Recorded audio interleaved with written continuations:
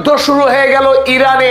আজ ডোনাল্ড ট্রাম্পের দেয়া আলটিমেটাম শেষ হবার আগেই আমেরিকা এবং ইসরায়েলি বাহিনী মিলিতভাবে গোটা ইরানের নজিরবিহীনভাবে আক্রমণ চালানো।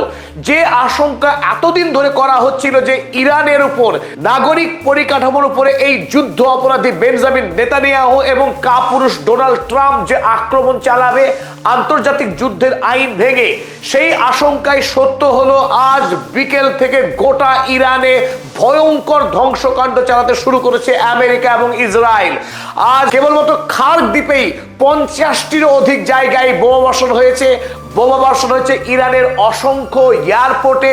যে দানবীয় কায়দায় হুমকি দিয়েছিল ডোনাল্ড ট্রাম্প ইরানের ব্রিজ এবং রেল লাইন উড়িয়ে দেওয়ার, আজ ইতিমধ্যেই 10টিরও অধিক ব্রিজ এবং রেল লাইনে হামলা হয়েছে। তাই এই মুহূর্তে ইরান যে প্রতিশোধ নেওয়ার চরম প্রস্তুতি করছে, তাতে গোটা মধ্যপ্রাচ্যে আগামী দিনে ভয়ঙ্কর ক্ষয়ক্ষতির দিকে এগোচ্ছে। তৃতীয় বিশ্ব মনে হয় এত ভয়ঙ্কর হতে পারে না যে পরিস্থিতি এই মুহূর্তে মধ্যপ্রাচ্যে বিরাজ করছে। ইতিমধ্যেই ইরানের সমস্ত বিমান পরিবহন বন্ধ হয়েছে গোটা মধ্যপ্রাচ্যের বিমান চলাচল। এয়ার স্পেস কমপ্লিটলি শাটডাউন করা হয়েছে। এই মুহূর্তে গোটা বিশ্বে যুদ্ধের চরম সতর্কতা জারি করা হয়েছে। মধ্যপ্রাচ্যে যে যুদ্ধের দাবানল ইতিমধ্যেই জ্বলে উঠেছে, তাতে গোটা পৃথিবীতে ভয়ঙ্কর বিপর্যয় নেমে আসতে চলেছে। এতদিন ধরে গোটা পৃথিবীর মানুষ যে আশঙ্কা করছিল যে ইরানের সাধারণ মানুষজন বাড়ি ঘরের উপরে আক্রমণ চালাতে পারে এই নৃশংস মার্কিন এবং ইসরায়েলি বাহিনী, সেই আশঙ্কায় সত্য হলো এই মুহূর্তে গোটা ইরান জুড়ে যুদ্ধের এক ভয়াবহ পরিস্থিতির সৃষ্টি হয়েছে। এই আগ্রাসী মার্কিন যুক্তরাষ্ট্রের ইরানের তেলকে লক্ষ্য করে ইরানের প্রাকৃতিক সম্পদ লুট করবার জন্য যে ঘৃণ্য আক্রমণ চালাচ্ছে আমেরিকা, তা ইতিহাসের পাতায় এক কথায় নজিরবিহীন হয়ে থাকবে। ইরান জাতি ঐক্যবদ্ধভাবে তাদের দেশের সার্বভৌমত্ব এবং তাদের দেশের প্রাকৃতিক সম্পদকে রক্ষা করার যে মরণপণ লড়াই চালাচ্ছে, সেই লড়াইয়ের উপরে শেষ মুহূর্তে মরণ কামড় বসালো আমেরিকা এবং ইসরায়েল। 2 ঘন্টা আগে এই যুদ্ধ অপরাধী ভ্যাম্পায়ার ডোনাল্ড ট্রাম্প তিনি ট্রুথ সোশ্যাল পোস্টে লিখেছিলেন, a whole civilization will die tonight if Iran does not make a deal. তিনি দাবি করেছিলেন যদি ইরান আমেরিকার চাপিয়ে দেওয়া অন্যায় শর্তে যদি রাজি না হয়, তাহলে ইরানের সভ্যতাকে খুন করা হবে। সেই কথাই তিনি সত্য প্রমাণ করতে মরিয়া। গোটা ইরানের যে নাগরিক পরিকাঠামো, ইরানের ব্রিজ, রেল লাইন এবং এয়ারপোর্টে বেধড়ক বোমাবাজি চালাচ্ছে এই মুহূর্তে এই 2 আগ্রাসী সৈন্যবাহিনী।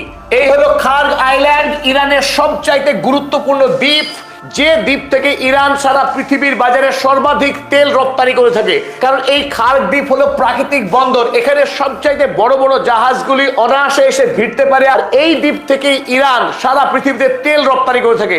আর গোটা ইরানের বিভিন্ন অঞ্চল থেকে পাইপ লাইনে করে এই খার্ক দ্বীপে তেল নিয়ে আসা হয়।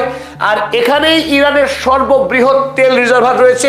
স্বাভাবিকভাবেই এই খার্ক দ্বীপকে মারাত্মকভাবে সুরক্ষা দেওয়ার চেষ্টা করে ইরান সরকার।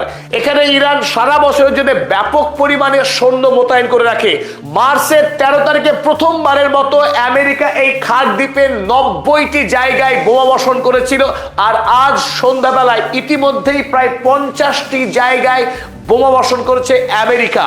আর এতেই বিশ্ববাজারে তেলের দাম চড়চড় করে বাড়তে শুরু করেছে। যদি এই খার্ক দ্বীপের তেল পরিকাঠামোয় ধ্বংস হয়, আগামী পৃথিবীর অবস্থা ভয়াবহ হবে, তাতে কোনো সন্দেহ নেই। এই খার্ক দ্বীপ ইরানের জন্য তো বটেই, গোটা পৃথিবীর জন্য অত্যন্ত গুরুত্বপূর্ণ ক্রুশিয়াল একটা আইল্যান্ড। ইরানের নির্ভরযোগ্য বন্ধু রাষ্ট্র চীন এই খার্ক দ্বীপ থেকেই তেল সংগ্রহ করে। চীনের কাছে সর্বাধিক তেল রপ্তানি করে ইরান এই খার্ক দ্বীপ থেকেই। তাই এই ক্ষেত্রে চীনের অবস্থান কি হবে সেটাও দেখার বিষয়। তৃতীয় বিশ্বযুদ্ধের সূত্রপাত কি এখান থেকেই হবে?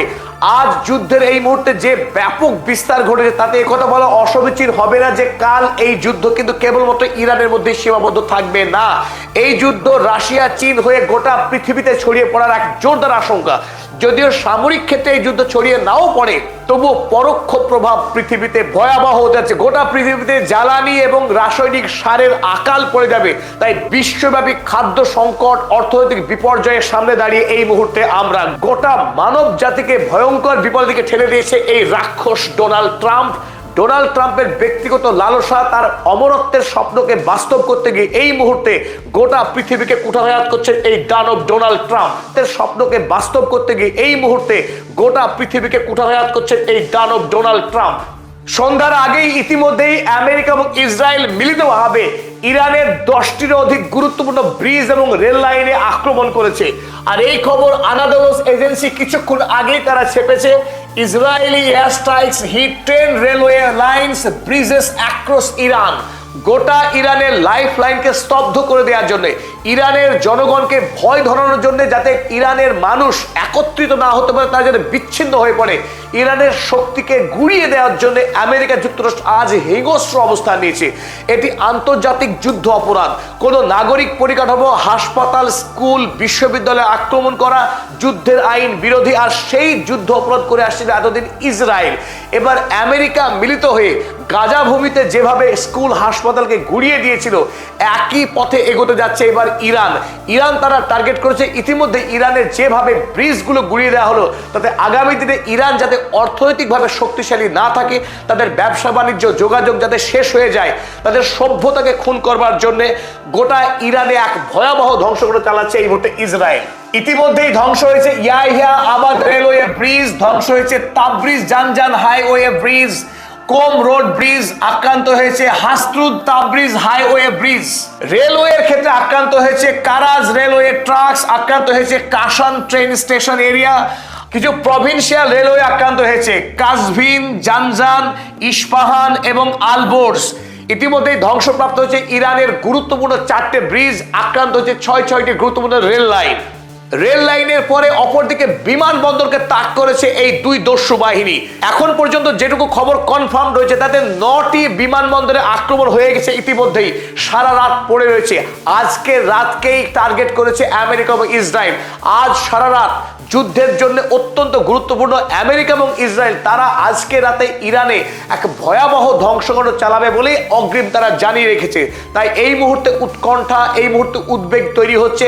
ইরানের অবস্থা কোন দিকে মোড় নিয়েছে, ইরান ঠিক কিভাবে এই আক্রমণকে প্রতিহত করে, এবং গোটা মধ্যপ্রাচ্য তথা ইসরায়েলের উপরে ইরান কিভাবে প্রতিশোধ দিতে যাচ্ছে বা কোন কোন জায়গা আক্রমণ করতে যাচ্ছে।